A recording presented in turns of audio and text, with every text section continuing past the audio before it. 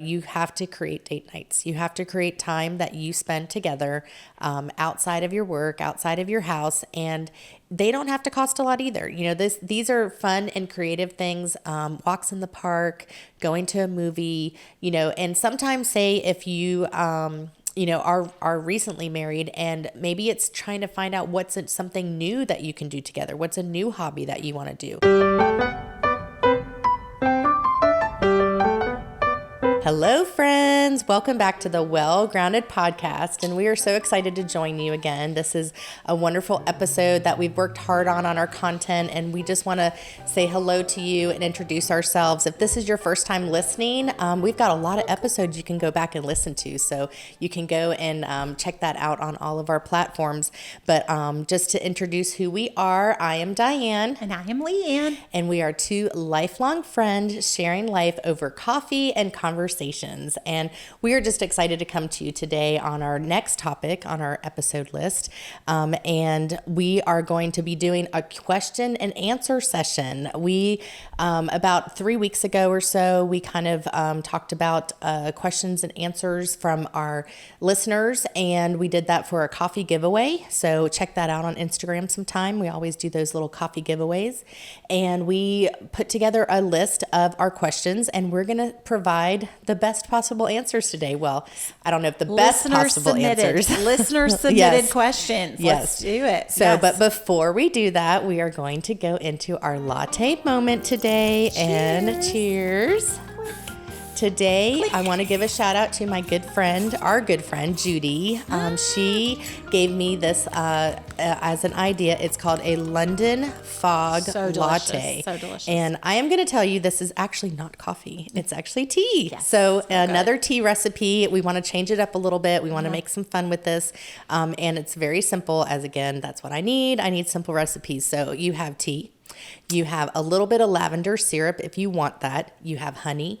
You have milk that you froth, and I put a little cinnamon on top, but you can do other things on top, but it is definitely delicious. So good. And I don't know if it's nutritious, but it is definitely delicious fun. and possibly nutritious. And possibly nutritious. I mean, cinnamon is good for you, they say. Oh, I mean, tea is good can't for go you. wrong. Yes. No, I think we're good. Milk, good for you. I think that's good. It's I all think good. that's good.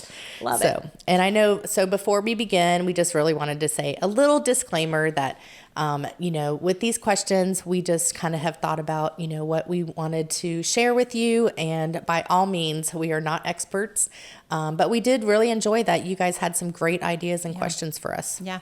So I just want to say, I feel like the best approach that we can take with this is being careful and being prayerful. So we're trying to really come at this from our experience, from walking through a couple of decades of motherhood here, and some of the things that have worked, some of the things that haven't worked. And so a lot of it is just, what did you do? That the whole concept of this with the coffee and conversation just goes to that next level when we get y'all to participate with us. So hey, and let's just tell our listeners too, what is our age ranges of our kids? Because some of our listeners are new, so they might not know that from when we first started. So our season, we have, our youngest is 17, and we have his two big sisters are 21 and 26. I have to do the math of what month I'm in to do that. So we have those basically adult kids now. Like even our 17-year-old is super independent, and he's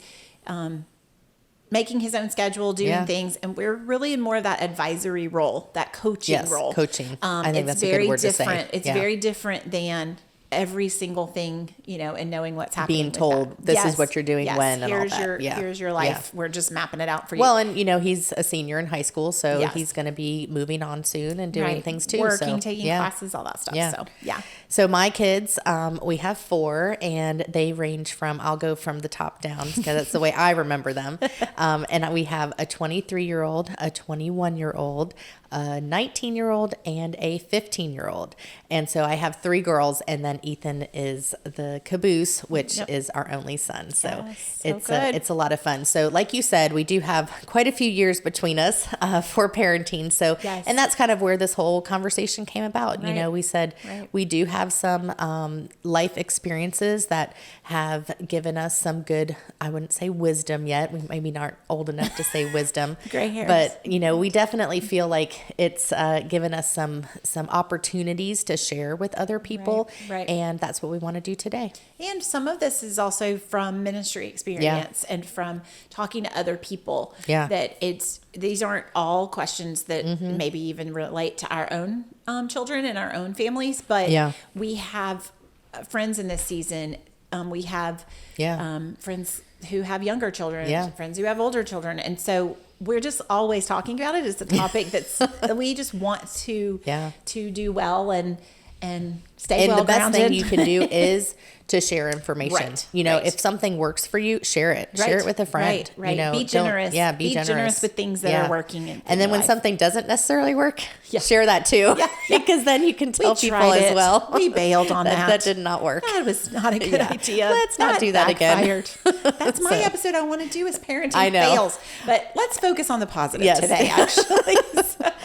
So one of our first questions that we'll put up there is about discipline. Someone asked us the best ways to show it and teach it and live it to our children, toddlers to grown-ups. Wow.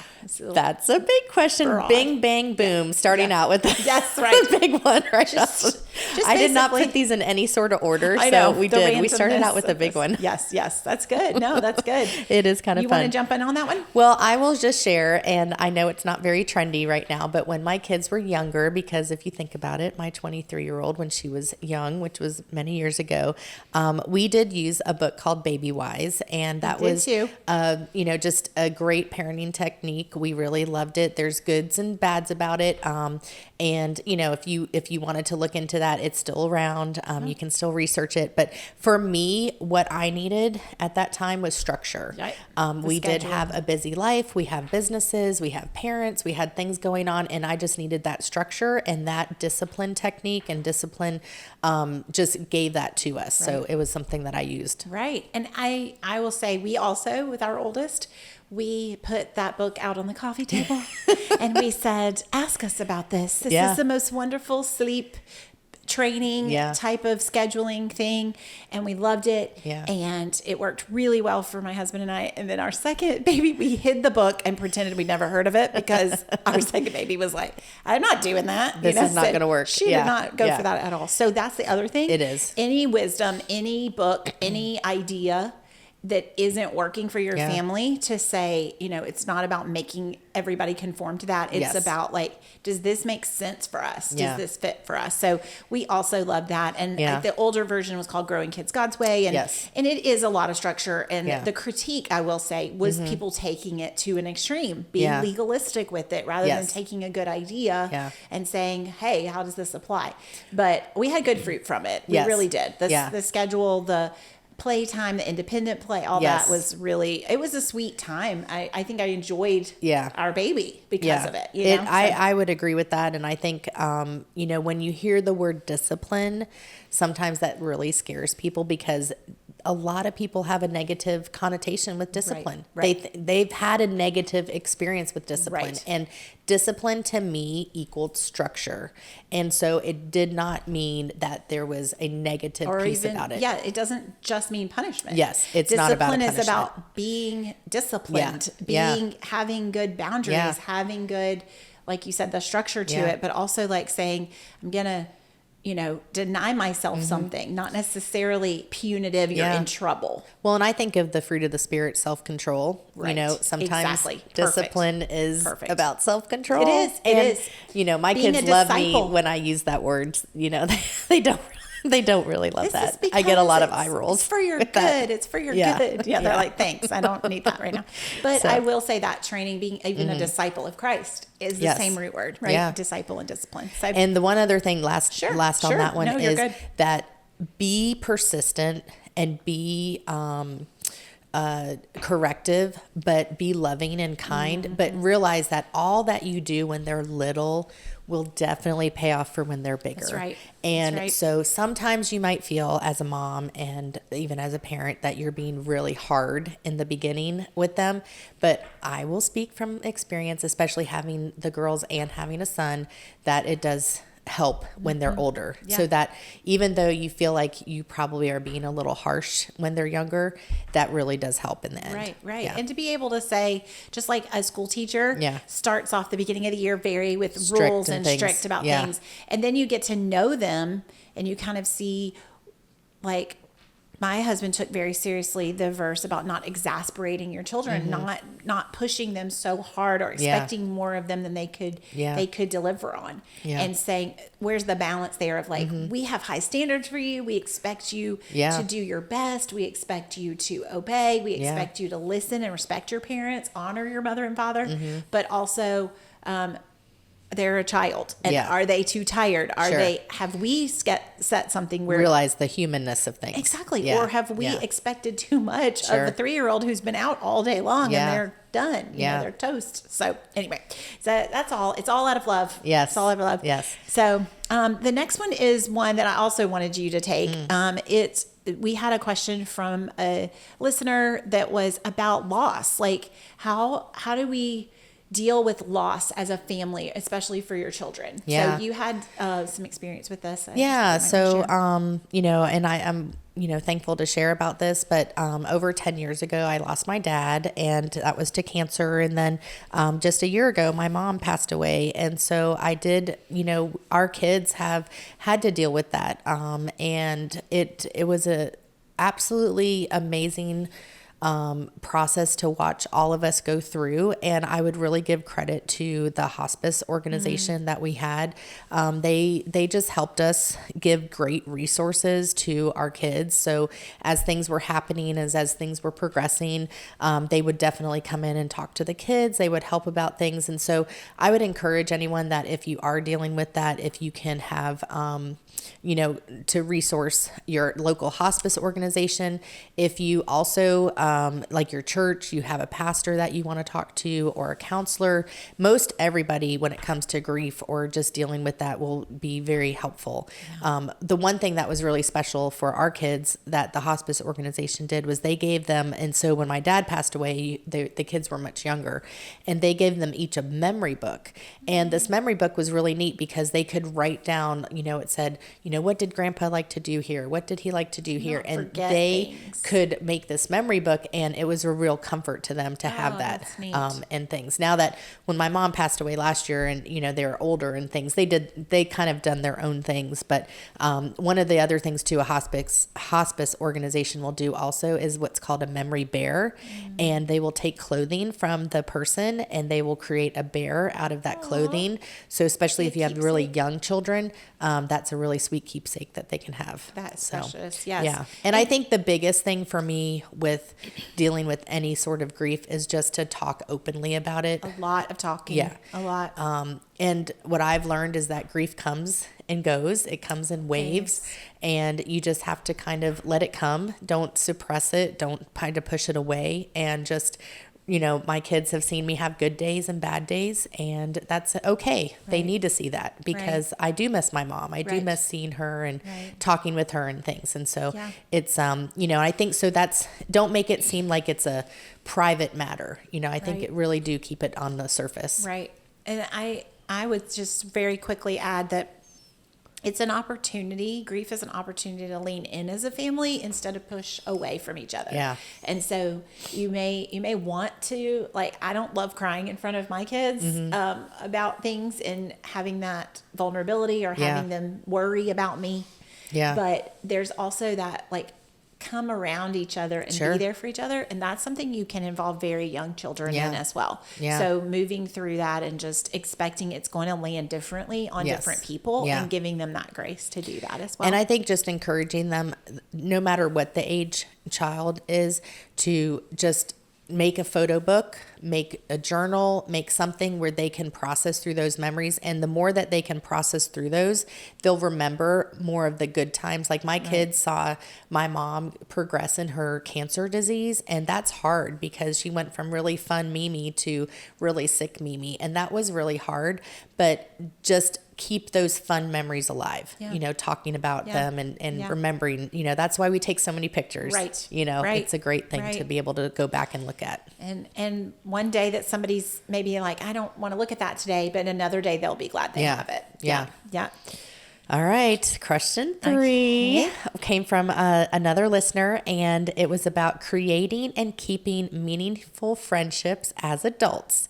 So I'll let you kind of talk about that. So we would like for you to go back and watch episodes 1 and 2, actually. Yes. So a little throwback to that. We have spent quite a bit of time on that, and we do recommend that. I will say 2 words to focus on are intentionality. Yes. It's as adults, time, schedules, children, other responsibilities are the biggest threat. It could be someone that you adore spending time with, and if you're only getting to hang out with them once a year, it's hard to build on that, but it's still worth it. Keep trying. Yeah. And we are here to tell you that the season where we were driving everybody around all the time, and we were like, see you when I can. I'll miss you. You know, like, it's hard. I'm driving my own kids. I'm driving my kids. You know, that does pass. Sometimes, it's like you get to see each other 4 times a year. It seems, like around a holiday or a birthday or something. Some of those tradition things, but to also just say, hey, when was the last time? Like, kind of just go and do a quick assessment of that. So, but really seriously, we do talk about that a lot in those first 2 episodes about friendship. So we encourage you, go back and watch if those. you haven't seen it. And thank you for that great question. Yeah, thank you. Awesome. All right. Next one goes back to you. It's about how to teach our children the CTS principle. Someone asked that, and how to discern between a completely thinking sweetly moment versus a consider the source situation. So this is very specific to something that my mom taught me. And that was I just want to say thank you for the question, Wendy, because I know who submitted that one just based on what it is. So as a code word in the throes of middle school and high school female drama and getting your feelings hurt, being on edge emotionally, being hormonal about those things. My mom was always really big into her cute slogans and wisdom and things, little acronyms. She loved all those. What we would talk about is consider the source. So when somebody is coming after you and trying to drag you down or insult or hurt your feelings or something like that, that consider where that's coming from. Is this from somebody who actually is a close friend and that cuts deeper? Sure. Or is this some just kind of mean girl at school that you need to learn how to process that and keep distance there? So one thing that I was a believer in high school and was able to do that, and having my mom just kind of keep reminding me that my source was in the Lord and that not necessarily everybody else was coming from that perspective. So giving them kind of keeping that in perspective and pushing that back. So considering the source of where that's coming from. Is it coming from jealousy? Is it coming from just meanness or competition or insecurity or something like that? It was meant to give me compassion for people, but it was also that, a little quick way to tell myself, like, just focus on the good, focus on thinking sweetly. So that's great. Yeah. That's good. All right. The next question was about asking us to talk about navigating the impact of social media on young adults and keeping a positive, balanced mindset. Nothing like a serious topic or anything. I know. We got a lot of hard ones. Nobody's asking us about going shopping with your daughters. That's literally how we handle a lot of situations, isn't it? Yeah, right? Girls, you want to go shopping? To the mall. Yes, let's take it to the mall. Yeah. Had a bad day? Let's go shopping. Yes, so or go buy plants. Yes, or plants for me. So, absolutely. Well, I think that that question, does stir up a lot. And having 3 girls, and most of them, they kind of were teenagers at the same time. It was quite challenging, in my household. The one thing that I will definitely say is there's a 4-year span between my oldest and my 3rd daughter. So the amount of social media, the amount of things that were going on that are just available to them increased exponentially. So I really feel like that you have to think about that when you are looking at social media standards and social media trends, that how much is out there. So when you say something that happened to one daughter or something that happened to your son, way back when isn't going to be the same as it is today. Right. So I do know that that's a big thing that I've had to realize. Right. And that it was like a 2-dimensional, like watching TV on a screen versus the addictiveness and the bombardment of certain content that's coming, an algorithm that's being created. Those social media platforms have changed. They have evolved. I would say devolved. Like they've gotten worse, over time. So, but I agree. I just really do feel like from the first time we handed a phone to someone, and even though we set boundaries, even though we had, turning phones in, making sure that we knew everybody, you have that policy as well. Like if they have it, you have it. Yes. Is one of y'all's policies as well. And that's not always fun. Like if you don't want to have all this social media stuff and you're like, oh, I don't want to be on all this. And when you say when they have it, like if they have Snapchat, you have Snapchat. If they have Instagram, you have Instagram. And it's a big commitment as a parent because, I did not want to get those apps and be kind of sucked into that. And, but if it was going to be a positive experience for my, my child, then I figured, okay, well, I kind of have to bite the bullet and do it. And you were definitely not encouraging Snapchat to a young teen at all. No. So and being knowledgeable, I think that's really the secret to that is being knowledgeable to, who are their friends? What's the pattern of this child? Are they able to handle that? Yeah. And can anybody totally handle it? Maybe not, but are they able to, step away? I know we both have daughters that have said, I'm going to fast. I'm going to turn this off. I'm going to delete this app for a season. Which actually I find quite admirable. Yes. Because they will do that for even a month at a time or things. And I just think that is a great thing to do. And let other platforms go that are not building them up or that, it's sort of spiraling into some bad situations. So I know that's kind of a broad answer for that, but one of the things we just want to make sure that we're clear about is putting boundaries and limitations in place from the beginning makes it easier to monitor that later. If you just say, hey, here you go, good luck with everything. And then 6 months later, you're like, I got to get all this back. Yeah. If you're able to do that ahead and say, we want to communicate with you. We want you to have the tools that you need to live in this world, but we're not going to be of the world. And we're going to make sure that real life is real life and online life is kept in the proper place. Right now with what's out there with AI generated things, what's out there is we have to help our kids understand that it is hard to know what is real and what is not. Right. And these, computer generated things are very clever and it's very hard to actually know. So it even goes back to the CTS, consider the source.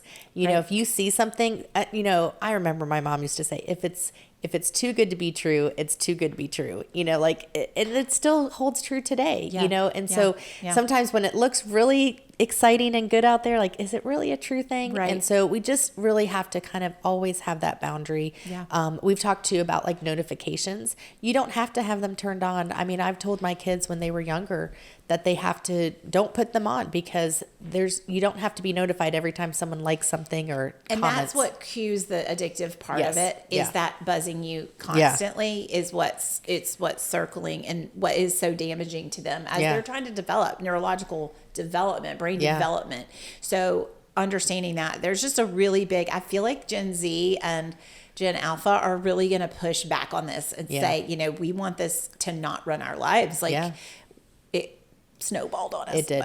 And I think so kind of to summarize that, because we threw out a lot of information there, is just boundaries and knowledge. And if they're on it, you have to be on it, just to be aware of what they're seeing. I know there was many times I did phone checks at night. Our phones were kept downstairs. They didn't have them in their rooms at night when they were younger, for sure, middle school aged and things. As they get older and they grow into that responsibility, that changes. Right. But it's good to always be aware of what they're on. The unplanned check-ins that are just going to be normal. I know my husband and my son had a standing Tuesday night social media check. And that wasn't like snooping through the phone necessarily. That was like, hey, how's this going? Yeah. How's your week going?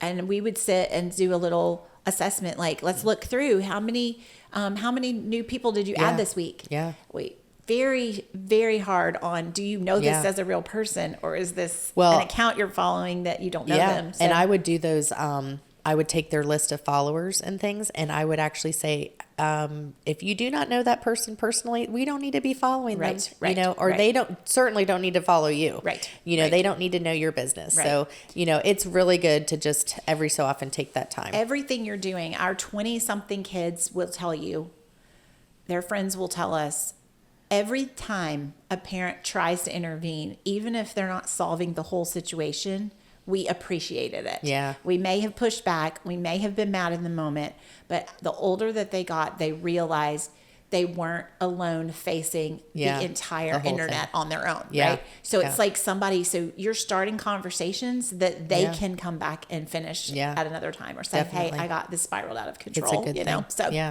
there's a lot to that. So could probably do a whole episode, so we appreciate that question for sure. Yeah. Leanne's going to mention and talk about this next question, which is ways to spend time with aging grandparents and relatives. She's going to share about that a little bit. Yes, I just can't emphasize the priority, if at all possible. I did a lot of road warrior stuff because we live out of state from both sets of grandparents. But when my kids were young, I was determined that they would have regular access to for my parents and my in-laws to have that access to my kids, and vice versa.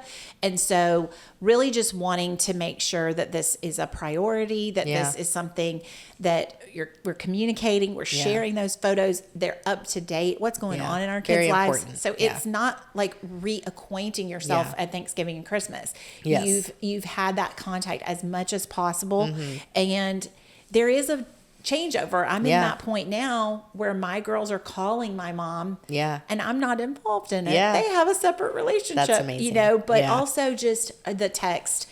And as on the grandparent side, they're willing to text, that they're willing to meet the grandkids where they are, and that becomes a two-way street when they get older. But when you have the control over that as a young parent, to really make that as connected as we can, you know. So whatever we can do to control that. So I did a lot of road warrior and a lot of communication. It's great. And I ditto all of that, because I think it is very important to make that intentionality. Yeah. I want to just do one more here. Is that okay? Yeah. I mean, I'm going to ask you to answer it, but I'm going to call it out to you. Sorry. I meant I'm going to tell you what this one's going to be.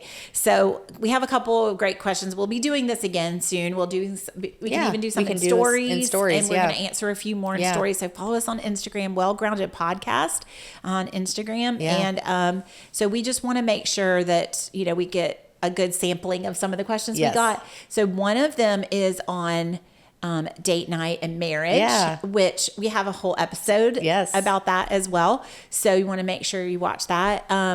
What's a way to keep dating now that when someone gets married? That's kind of there's a lot of jokes about, oh, well, you're married now, they're not going to try anymore. That kind of negativity about it and the joke about it. But what are some good hints that you could give like newly married couples to keep that dating And I think the question is great, because I think when you do get newly married, you've just come through that season of dating, and you're like, well, what does that look like to date your husband now? I mean, that's just kind of a weird concept. Well, I really feel like it's essential. You have to create date nights. You have to create time that you spend together outside of your work, outside of your house, and they don't have to cost a lot either.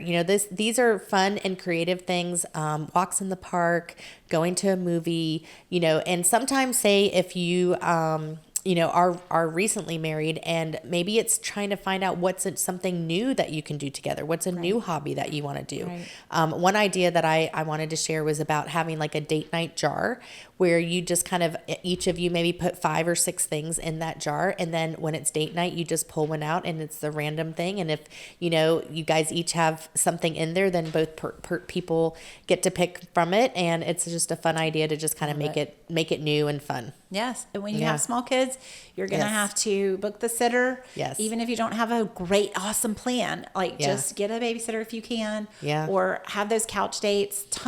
We had years of sporadic going out, and a lot of just kids are in bed, make it a priority. Don't get on each other, don't get on phones and go in different rooms, but like sit together, pick an activity you're going to do together, talk, decompress from your day. And I think that you just hinted on the whole phone thing, you know, that sometimes it's so easy that's a way we all decompress. Right. You know, we kind of go into the scroll and you know, just see what's out there. But, you know, take that time, make the eye contact, think about things. And what also is kind of fun on a date night, especially if you're newly married, once you get your wedding photos back, is to go and look back at your wedding photos. That's and fun. You kind of remember the day, because honestly, it is a blur. Yeah. Like you get back from the wedding and you're just like, what happened? Yeah. So when those wedding photos come back and you can look at your wedding video and things like that, I mean, every Make that anniversary, sure. That's something we've done. So we've done that 27 times. And you know, my husband sometimes is like, really again? And I'm like, yeah, really again. You should have this memorized. Yes. By now. And it's actually funny because we bring back some funny memories, because like, do you remember when that picture happened? That was a really funny time. Right, so it really does, you know, make it special. But I think, you know, some people date night can be once a week. Some people it can be once a month. You have to just kind of see what works with your schedules. And I think it changes throughout the years. It changes. Oh, definitely, absolutely. Like if you're in a season where you do have a great sitter, and while you have access to that sitter, go out because you may hit a dry spell where there's not good options or, you know, finances don't allow for that or something. Mm-hmm. So if you have an opportunity for that and you say, hey, let's make this a priority, that can be an hour. That can be run an errand together and come back. Anything you can do. I remember last thing, and we're gonna jump to Instagram stories for more of these questions. But I just was gonna say, when our oldest became the babysitter, that's when angels are singing. Yes, I was gonna say, singing. Be aware that day comes and it is a sweet spot. Yeah, you feel like you're never going to get there, and then you do. And you do. Yes. God is good. Yes, definitely. We are so thankful. Thank you for sending questions in. We'll be doing this again. We will do this again. We just wanted to get y'all a little. Yeah, I think, you know, it was a lot of fun to get that interaction on Instagram, and so, you know, just be checking back for next time. Awesome. And you know, look for those answers to some of the other questions. And I know we really appreciate the listener support for sure. Oh, so fun to hear from y'all. So fun. Before we close out, one verse we just did want to share is from 1 Thessalonians 5:11, and it's about, therefore encourage one another and build each other up, just as in fact you are doing. And we just felt like that verse just covers all of these questions, just to encourage each other. I mean, that's what we need to do as mothers, as friends, and sisters. We just really need to make sure we encourage each other. So good. So good. Yes. Leave people better than you find them. Absolutely. Like that needs to be a whole episode probably, but thank y'all so much. Yeah. And it's just make sure that you receive this blessing so that Christ may dwell in your hearts through faith, that you may be rooted and grounded in love. Ephesians 3:17. Yes. Refreshed. Be refreshed, be encouraged, and stay well grounded.